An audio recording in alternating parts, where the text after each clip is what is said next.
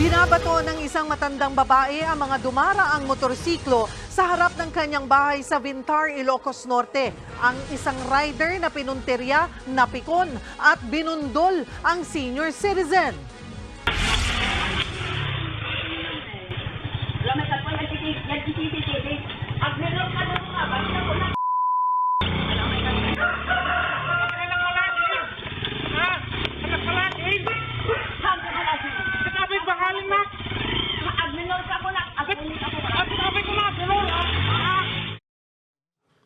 Yan ang viral video ng pamamato ng matanda at pagganti sa kanya ng isang motorista. Sa mas malapit na kuha ng CCTV, kitang-kita ang komprontasyon hanggang sa paulit-ulit na binangga ng rider ang babae na napahiga na sa semento.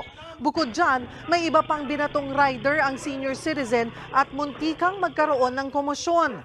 Hindi pa malinaw kung bakit namamato ang senior citizen. Mga kapatid, Cheryl Cosim po, huwag maging huli at maging una sa lahat sa balitaan. Para sa tuloy-tuloy na talakayan sa Frontline, mag-follow at mag-subscribe sa social media pages ng News 5.